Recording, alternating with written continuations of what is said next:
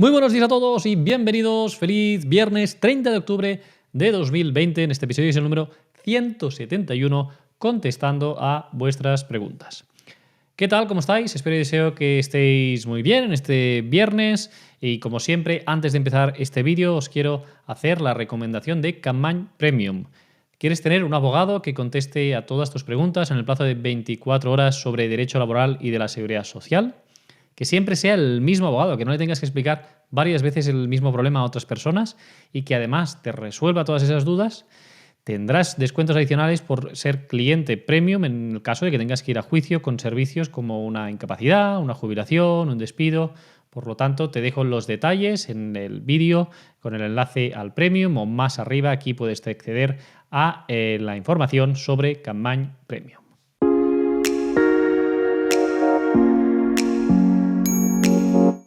Bien, dicho esto, vamos a, como siempre, a comentar los casos de éxito del lunes. El lunes hicimos dos casos de éxito, uno por escrito y uno en vídeo. El caso de por escrito hablamos de más de 30.000 euros de una incapacidad parcial que hemos ganado, y un caso de vídeo de mi compañera Nekane, un caso de éxito en el que un juez declara la incapacidad absoluta por asma grave. El martes también tuvimos un vídeo divulgativo, en este caso de mi compañero Alberto. Habló sobre qué pasa en este caso cuando se ha rebasado el plazo de 18 meses de baja y no se ha recibido la resolución. Nos lo preguntáis mucho y Alberto soluciona esas dudas. Y el miércoles hicimos un vídeo en directo. En este caso, en el vídeo pues hablamos sobre consultas en general, y luego también hicimos en una segunda parte de Instagram muy interesante en la que vimos las caras de las personas que ya hacía la segunda semana que lo hacíamos y que tuvo mucho éxito. Si no lo hacéis aún, seguidnos en Instagram, @CapmanyAbogados, ahí nos podéis seguir. Y recordad también que tenéis dos nuevas entradas que hemos actualizado de el complemento a mínimos en nuestro blog, de cómo calcularlo, y la determinación de contingencias también.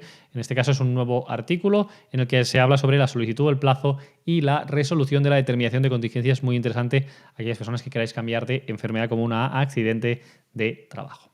Y ahora ya sí, como siempre, si os gustan este tipo de vídeos, os pido que le deis al me gusta, que os suscribáis al canal si aún no lo habéis hecho y que le deis a la campana para que os avise de todos los nuevos vídeos que vamos publicando.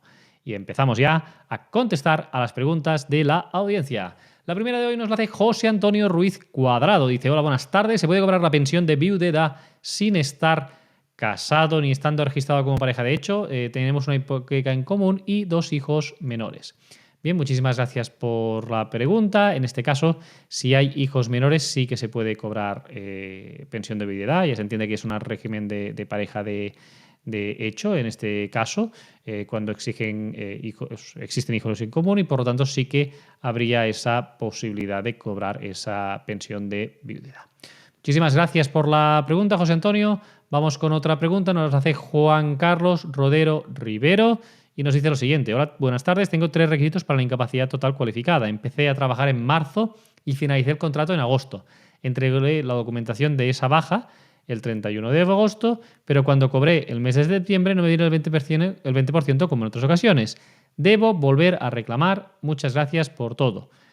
Bien, gracias por la pregunta, Juan Carlos. En este caso lo tienes que pedir, se cobra desde la solicitud. Si tú lo solicitaste el día 1 de septiembre, pues el mes de septiembre sería correspondiente que te lo dieran, y si no te lo han pagado tendrías que volver a hacer esa reclamación.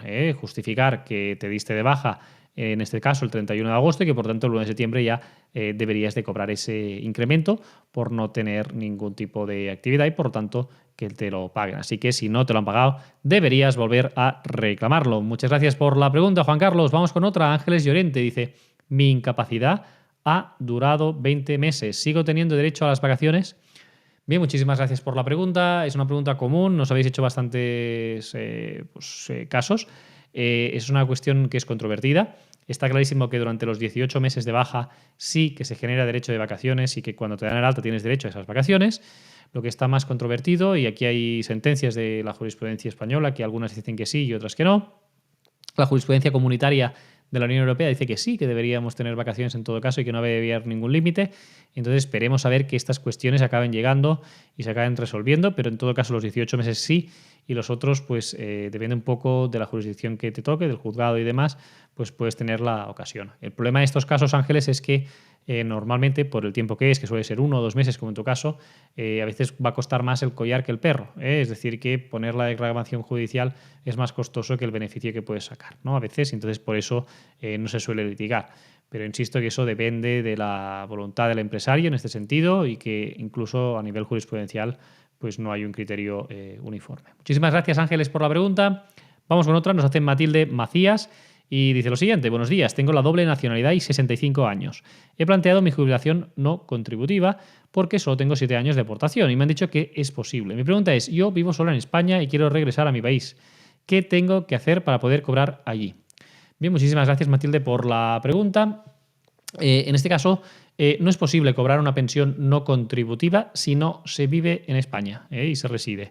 Es decir, que solo es posible cobrar la pensión contributiva de jubilación, tenerla en España, la contributiva, e irte a otro país y cobrarla en ese país. Eso sí que sería posible, con una pensión de jubilación y siempre que no cobraras complemento a mínimos. Es decir, si hubiera complemento a mínimos, no cobrarías el complemento a mínimos si vives en el extranjero, pero sí la pensión mínima en el extranjero. Pero con una pensión no contributiva, que es un subsidio, solo se cobra si se vive en España. No es posible que estés cobrándolo aquí y te quieras ir a tu país a vivir, porque eso supondría la extinción de esta prestación no contributiva de jubilación. Muchísimas gracias, Matilde, por la pregunta. Vamos con otra.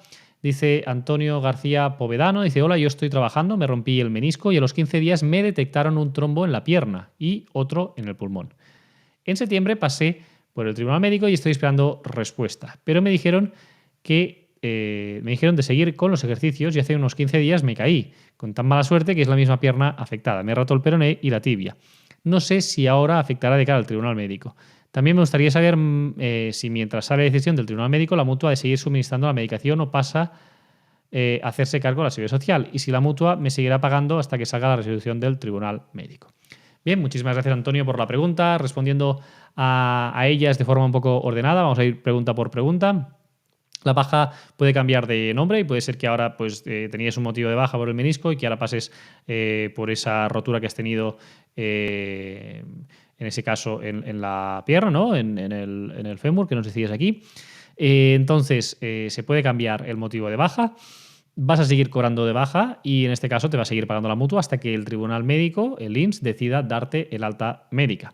Y durante toda esta tramitación, la mutua tiene que hacerse cargo de esa asistencia sanitaria o la seguridad social, ¿de acuerdo? No te pueden dejar sin esa asistencia sanitaria. Por lo tanto, de cara al tribunal médico puede afectar en el sentido de que entiendan que debes continuar de baja porque aún no te has curado y no te declaren una incapacidad permanente, pero vas a seguir cobrando sin ningún tipo de problema hasta que tus lesiones se estabilicen para poder realizar tu trabajo como venías haciendo. Muchísimas gracias por la pregunta, Antonio. Vamos con otra, nos la hace Ramón Borovia y dice, he sido cuidadora de un familiar con Alzheimer durante 16 años. Mi último trabajo era de autónoma, solo tengo 3 cotizados. Con 54 años, ¿tengo derecho a alguna prestación o ayuda económica? Bien, muchísimas gracias por la pregunta, Ramón, o Ramona, porque decías que eres cuidadora. En este caso, se tiene que tener en cuenta que para cobrar el subsidio de mayores de 52 años se debe haber cotizado en desempleo durante 6 años como mínimo y se tiene que tener 15 años cotizados. Tú 15 años los tienes seguro, porque si estabas como cuidador estabas cotizando, pero no cotizabas por desempleo. Y en autónomos tampoco se cotiza por desempleo y por lo tanto no tienes derecho al subsidio para mayores de desempleo porque no tienes 6 años cotizados por desempleo. Entonces, lamentablemente, no tienes derecho a ello. Lo que deberías mirar en este caso es, si no tienes ningún tipo de derecho de otra pensión, solicitar el ingreso mínimo vital. Para ello puedes entrar en la página web de la Seguridad Social e informarte sobre si cumple los requisitos para cobrar este ingreso mínimo vital. Muchísimas gracias por la pregunta, Ramón. Vamos con otra. Fénix nos dice, hola Jorge, ¿es cierto que para el cálculo del importe a cobrar en caso de incapacidad permanente no se tienen en cuenta las últimas 2 mensualidades? ¿Se tendría en cuenta aparte el paro que te corresponde para el paro o lo perderías? Gracias. Bien, vamos a ver. Sí que se tiene en cuenta, no las 2 últimas mensualidades, pero cuando se hace el cálculo, se hace de la del mes anterior, ¿vale?, a la situación de baja médica, ¿vale?, que hayas tenido. Entonces, normalmente eso hace que a los 18 meses haya un decalaje ahí y que los 2 últimos no se tengan en cuenta, ¿de acuerdo? Eso por un lado. Y por otro lado, En relación a que se cuente aparte el paro que te correspondería, no se cuenta. El paro no tiene ningún cálculo aquí. En este caso, si te reconocen una incapacidad, como esas pensiones han tenido en cuenta dentro de ese cómputo cotizaciones que habías hecho para el paro, lo pierdes. No tienes ningún derecho a paro. Si te dan una incapacidad permanente, no hay derecho a paro y lo pierdes. Lo único que hemos explicado en muchas ocasiones es que ya sabéis que estando en situación de desempleo en el paro cobrando se puede solicitar la incapacidad permanente y que si te reconocen una incapacidad permanente mientras estás cobrando el paro, opera lo que se llama el derecho de opción. Es decir, te dejan escoger entre agotar el paro que estás cobrando y luego empezar a cobrar la incapacidad o cobrar ya la incapacidad permanente renunciando al paro que te quedaba. ¿De acuerdo? Entonces hay esas dos opciones solo si estás en el paro, pero si no estás en el paro, cobras la pensión y pierdes el paro que habías ido generando durante ese tiempo. Muchísimas gracias por la pregunta. Vamos con otra pregunta. Nos la hace en este caso Ivette Broca y dice lo siguiente. Una consulta. En caso de incapacidad laboral y teniendo una reducción de jornada por cuidado de un hijo dependiente con contrato original de 40 horas, ¿qué base reguladora cuenta? ¿La de 25 reducida o la de 40? Gracias. Bien, muchísimas gracias por la pregunta y eso depende en este caso de los años que haga que tengas esa reducción de jornada. Si es por cuidado de hijos, durante los 2 años siguientes a la reducción es el 100% y si pasan de 2 años, pues ya sería el porcentaje que fuera, esos 25 horas que estás cobrando. Pero durante los 2 años siguientes, tanto efectos de jubilación, incapacidad, viudedad, etcétera, pues estaría cubierto el 100% aunque hagas 25 horas. Muchísimas gracias por la pregunta, Ivette. Vamos con otra pregunta que nos la hace Ángel García García. Dice, ¿me puede aclarar si es lo mismo cotizar 6 años a la Seguridad Social por haber trabajado para una empresa que haber cotizado por desempleo 6 años? Bien, esto, Ángel, me imagino que te lo refieres para lo que hablábamos justamente antes con la pregunta de la cuidadora, ¿no? De Ramón o de Ramona que nos preguntaba antes. Cuando en el subsidio de mayores de 52 años se dice que tienes que cumplir todos los requisitos que serían necesarios para la jubilación, excepto la edad. ¿Qué quiere decir esto? Pues que tienes que tener 15 años cotizados y haber cotizado 2 años en los últimos 15. Y luego nos dice que tienes que haber cotizado 6 años por desempleo. ¿Qué quiere decir esto?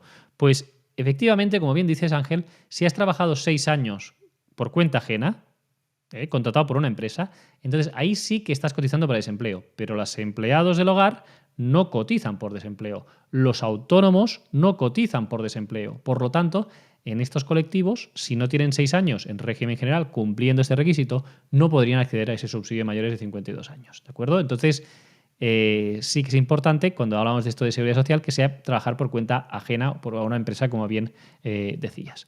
Muchísimas gracias, Ángel, por la pregunta. Vamos con otra pregunta. Nos lo hace Barry RD100 y dice, si te echan de la empresa estando de baja por enfermedad común, cuando acaban los 24 meses y te dan el alta o te dan la incapacidad y trabajas sin ir al paro, ¿no te descuentan el paro o sí?